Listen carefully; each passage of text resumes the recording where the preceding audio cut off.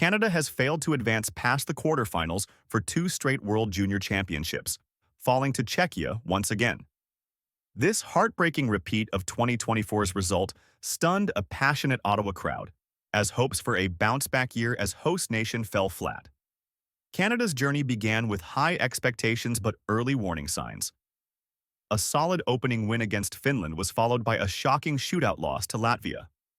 A shutout over Germany and a defeat to the US left Canada with more questions than answers heading into the quarterfinals. Their clash with Czechia got off to a nightmare start, with Czechia scoring just 43 seconds in. Things worsened when Cole Bowden was ejected for a dangerous hit, giving Czechia a 5-minute power play. Canada found some life when Tanner Howe scored shorthanded, but a deflection off a Canadian defender moments later restored Czechia's lead. By the end of the first, Canada trailed 3-1 after a late goal by Czech captain Eduard Sale. Canada showed resilience in the second, tightening up defensively. Porter Martin tipped in a shot to bring them within one. In the third, Canada pressed hard and finally tied it with 4 minutes left as Bradley Nadeau buried a loose puck, sending the crowd into a frenzy. But with just 39 seconds remaining, Czechia struck on the power play. Adam Jiricek blasted a one-timer past Canadian goalie George, ending Canada's hopes and sealing a 4-3 defeat. This loss marks an unprecedented low for Canadian hockey at the World Juniors. It's the first time Canada has been eliminated in the quarterfinals for 2 consecutive years. For a nation that prides itself on this tournament, it's a tough pill to swallow.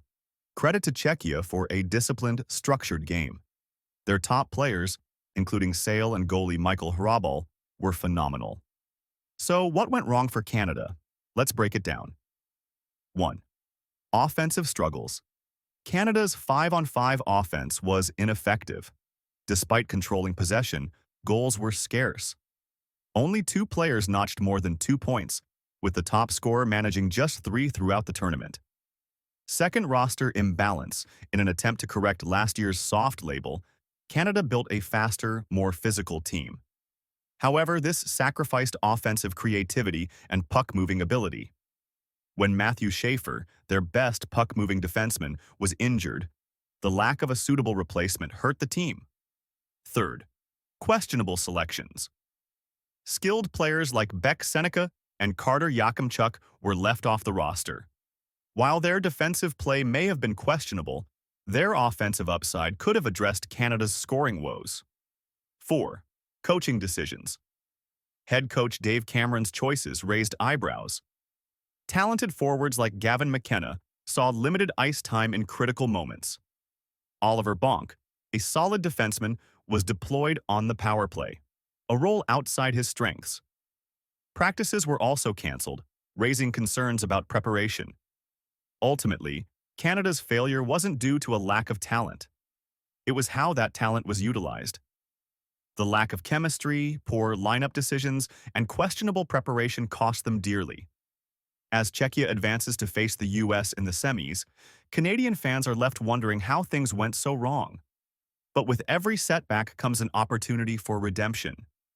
If you're enjoying the breakdown, hit that subscribe button.